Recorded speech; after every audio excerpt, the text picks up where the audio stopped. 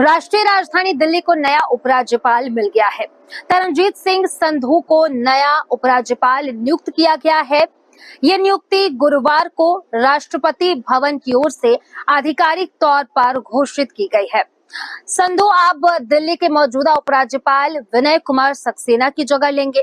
इस नियुक्ति को सिर्फ एक प्रशासनिक बदलाव नहीं बल्कि राजनीतिक और साथ ही साथ रणनीतिक रूप से भी काफी अहम माना जा रहा है।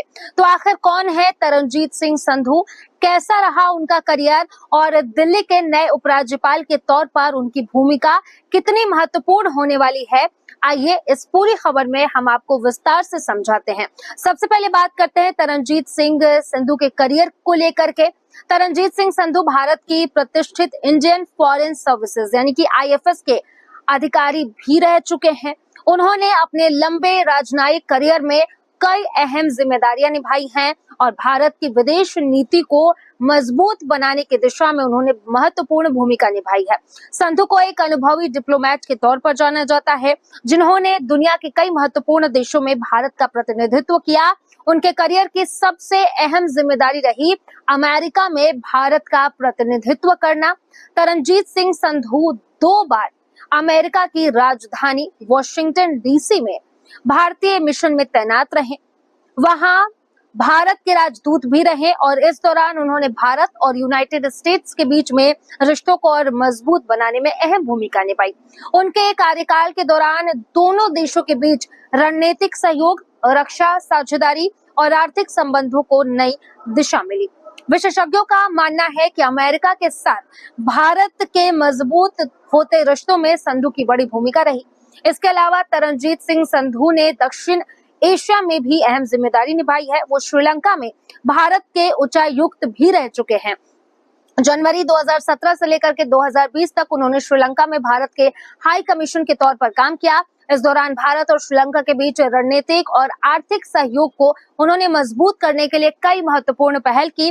दिलचस्प बात यह है कि ये उनका श्रीलंका में पहला कार्यकाल नहीं था। इससे पहले भी वो कोलंबो स्थित भारतीय उच्चायोग में दिसंबर 2000 से लेकर के सितंबर 2004 तक पॉलिटिकल प्रमुख के तौर पर उन्होंने काम किया है। यानी कि कुल मिलाकर देखें तो दक्षिण एशिया के कूटनीतिक और रणनीतिक मामले में उन्हें काफी गहरा अनुभव है। डिप्लोमेटिक करियर के बाद संधू ने राजनीति में कदम रखा। साल 2024 में उन्होंने पंजाब के अमृतसर लोकसभा सीट से भारतीय जनता पार्टी यानी कि BJP के टिकट पर उन्होंने चुनाव लड़ा था। हालांकि इस चुनाव में उन्हें जीत नहीं मिल पाई, लेकिन राजनीति में उनकी एंट्री ने यह संकेत जरूर दे दिया था कि आने वाले समय में उन्हें कोई बड़ी जिम्मेदारी जरूर मिल सकती है। अब बात करते हैं उनकी नई जिम्मेदारी की। दिल्ली के उपराज्यपाल का पद बेहद महत्वपूर्ण माना जाता है। राष्ट्रीय राजधानी होने की वजह से दिल्ली का प्रशासनिक ढांचा बाकी राज्यों से काफी अलग है। यहाँ सरकार और केंद्र के बीच समन्वय बनाए रखना बेहद जरूरी होता है। ऐसे में उपराज्यपाल की भूमिका काफी अहम हो जाती है। तरनजीत सिंह संधू को उनके प्रशासनिक अनुभव, कूटनीति, समझ और राजनीतिक दृष्टि के कारण इस पद के लिए एक मजबूत विकल्प माना जा रहा है।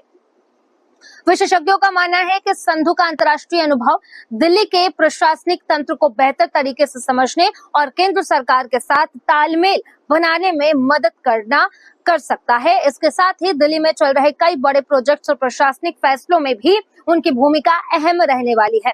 राजनीतिक विशेषज्ञों का कहना है कि ये नियुक्ति आने वाले समय में दिल्ली की राजनीति और साथ ही साथ प्रशासन दोनों पर असर डाल सकती है, क्योंकि दिल्ली में अक्सर केंद्र सरकार और राज्य सरकार के बीच अधिकारों को लेकर के टकराव की स्थिति भी देखने को मिलती रहती है। ऐसे में नए उपराज्यपाल के तौर पर संधू की भूमिका संतुलन बनाने में काफी अहम मानी जा रही है। अब देखना होगा कि तरनजीत सिंह संधू अपने नए पद पर किस तरह काम करते हैं और दिल्ली के प्रशासन में क्या कुछ बदलाव देखने को मिलता है। उनका अनुभव, कूटनीतिक समझ और प्रशासनिक कौशल आने वाले समय में दिल्ली की व्यवस्था को किस दिशा में लेकर जाती है, ये काफी दिलचस्प होगा। फिलहाल दिल्ली को नया उपराज्यपाल मिल गया है और ये बदलाव प्रशासनिक और साथ ही साथ राजनीतिक दोनों ही नजरिए से काफी ज्यादा महत्वपूर्ण माना जा रहा है। अगर आपको ये जानकारी पसंद आई तो इस वीडियो को लाइक जरूर करिएगा, चैनल को सब्सक्राइब करिएगा और ऐसी और जानकारियों के लिए हमारे साथ जरूर जुड़े रहिएगा और देखते रहिएगा जी दिल्ली NCR हरियाणा।